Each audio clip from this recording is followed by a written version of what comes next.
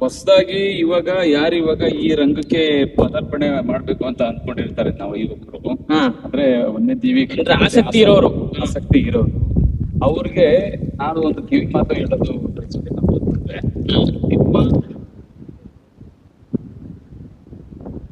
ತಾಯಿಗಳು ನಿಮ್ಮ ಪೋಷಕರು ಅವರಿಗೆ ನೀವು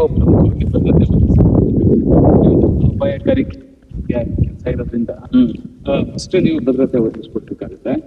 ಆಮೇಲೆ ಸರ್ಕಾರದಿಂದ ನೀವು ಎಲ್ಲರೂ ಸಹ ಅನುಮೋದನೆ ಪಡೆದು ಮಾಡ್ಬೇಕಾಗತ್ತೆ. ಯಾವ ತರ ಅನುಮೋದನೆ ಅಂದ್ರೆ? ಅನುಮೋದನೆ ಅಂದ್ರೆ ಇವಾಗ ನೀವು ಪ್ರಸನ್ನ ಕುಮಾರ್ ಆಗಿರುವ ನೀವು ಏನ್ ಮಾಡಿದಾರ ಹೋರಾಟ ಎಲ್ಲ ಮಾಡಿ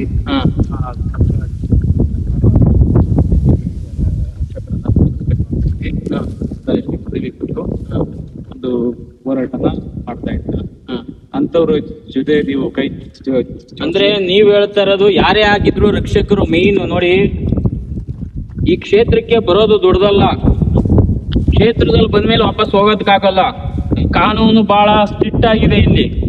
ಎಲ್ಲಾ ಕಾಯ್ದೆಗಿಂತ ಅತಿ ಹೆಚ್ಚು ಪವರ್ಫುಲ್ ಕಾಯ್ದೆ ವನ್ಯಜೀವಿ ಸಂರಕ್ಷಣಾ ಕಾಯ್ದೆ. ಸಂರಕ್ಷಕರು ಬರೋದು ಕೂಡ ಆ ಕಾಯ್ದೆ ವ್ಯಾಪ್ತಿಗೆ ಬರೋದ್ರಿಂದ ಅತ್ಯಂತ ಅಪಾಯಕಾರಿಯಾಗಿ ಕೆಲಸ ಮಾಡಬೇಕಾಗಿದೆ. ಇಂಥ ಕೆಲಸ ಮಾಡಬೇಕಾದ್ರೆ ಈಗ ನಮ್ಮ ಹೋರಾಟ ಹಿರಿಯ ಸಂರಕ್ಷಕರ ಹೋರಾಟ ಎಲ್ಲ ಪರಿಗಣಿಸಿ ಇವು ಹೊಸದಾಗಿ ಮಾಡಿರೋದ್ರಿಂದ ಆ ಸರ್ಕಾರದಲ್ಲಿ ನೋಂದಣಿ ಮಾಡ್ಕೊಳ್ಳೋದು ಅತ್ಯಂತ ಮುಖ್ಯ. ಹೌದು, ಸಂರಕ್ಷಕನಾಗಿ ಅದು ವಿಶೇಷವಾಗಿ ಮೃಗ ರಕ್ಷಕರು, ಹಾವು ರಕ್ಷಕರು ಏನಿದ್ದೀವಿ, ರಕ್ಷಣೆ ಮಾಡಿದ್ರೆ ನಿಮ್ಮ ಕುಟುಂಬಕ್ಕೆ ರಕ್ಷಣೆಯಲ್ಲಿ ಭದ್ರತೆ ಸಿಗ್ತದೆ. ನಾಳೆ ದಿವಸ ಏನಾದ್ರೂ ನೀವು ಮರಣ ಹೊಂದಾಗ ನಿಮ್ಮ ಕುಟುಂಬಕ್ಕೆ ವಿವಿಧ ಸವಲತ್ತುಗಳು ಸಿಗ್ತವೆ. ಕೇಳಿ, ಈಗ ಏನೇನು ಸವಲತ್ತುಗಳು ಇರಬಹುದು?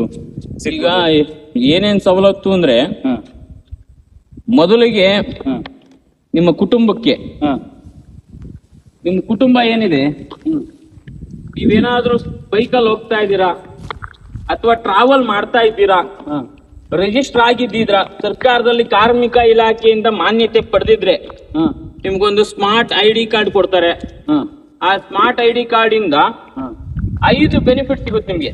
ಯಾವ್ಯಾವ ರೀತಿ ಅಂದ್ರೆ ರೆಸ್ಕ್ಯೂ ಹೋಗೋ ಟೈಮಲ್ಲಿ ಬೈಕಲ್ಲಿ ಬಿದ್ದೋದ್ರು, ಬೈ ಮಿಸ್ ಆಗಿ ರೆಸ್ಕ್ಯೂ ಮಾಡೋ ಟೈಮಲ್ಲಿ ಸ್ನೇಕ್ ಬೈಟ್ ಆಯ್ತು, ಸ್ನೇಕ್ ಬೈಟ್ ಆದ್ಮೇಲೆ ಆಸ್ಪತ್ರೆ ವೆಚ್ಚ ಒಂದು, ಅಕಸ್ಮಾತ್ ಬೈ ಮಿಸ್ ಆಗಿ ಅವನಿಗೆ ಬದುಕದ ಮೇಲೆ ವೈದ್ಯಕೀಯ ವೆಚ್ಚಗಳನ್ನು ಕೊಟ್ಟು ಡೆತ್ ಆದ್ರೆ ಆತನ ಕುಟುಂಬದ ನಾಮಿನಿ ಯಾರು ಮಾಡಿರ್ತಾರೆ ಆ ನಾಮಿನಿಗೆ ಅವ್ರಿಗೆ 1 ಲಕ್ಷದ ಪರಿಹಾರ.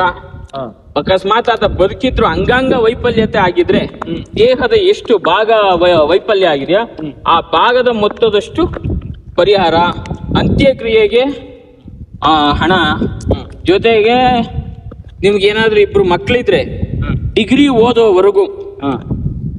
ಓದೋವರೆಗೂ ಕೂಡ ಅವ್ರಿಗೆ ಎಜುಕೇಶನಲ್ ಬೆನಿಫಿಟ್ ಸಿಗ್ತವೆ. ಮತ್ತೆ ಹೆರಿಗೆ ವಿನಾಯಿತಿ, ಈ ತರ ಸುಮಾರು 5 ರಿಂದ 6 ಬೆನಿಫಿಟ್ಸ್ ನ ಕೊಡೋ ತರ ನಾವು ಹೋರಾಟ ಮಾಡಿ ಮಾನ್ಯ ಸಚಿವರು ಮತ್ತೆ ಸರ್ಕಾರ ಪ್ರಥಮವಾಗಿ ನಮ್ಮ ಹೋರಾಟಕ್ಕೆ ಮಾನ್ಯತೆ ಕೊಟ್ಟು ಅವಕಾಶ ಕಲ್ಪಿಸಿದೆ. ಯಾರೇ ರಕ್ಷಕರು ಈ ಫೀಲ್ಡ್ ಬರಬೇಕು ಅಂದ್ರು ಮೊದಲು ನೋಂದಣಿ ಮಾಡ್ಕೊಳ್ಳಿ. ನಿಮಗಾಗಿ ಅಲ್ಲ ಅನಿಸಿದ್ರೂ ಸಹ ನಿಮ್ಮ ಕುಟುಂಬದ ಭದ್ರತೆಗಾಗಿ. ಯಾಕೆಂದ್ರೆ ನೀವು ಎಲ್ಲ ಮಾಡುವಂಥದ್ದು ಪ್ರಾಣಿಗಳನ್ನ ಉಳಿಸುವಂತ ಕೆಲ್ಸಕ್ಕೆ ಹೋಗ್ತೀವಿ. ಯಾವ ಟೈಮು ಯಾವ ತರ ಏನು ಅಂತ ಗೊತ್ತಾಗಲ್ಲ. ಮತ್ತೆ ಬಳಕೆದಾರರು ಯಾವಾಗ್ಲೂ ಅವ್ರ ಸೇಫ್ಟಿ ನೋಡ್ತಾರೆ, ನಮ್ಮ ಸೇಫ್ಟಿ ನೋಡೋದಿಲ್ಲ.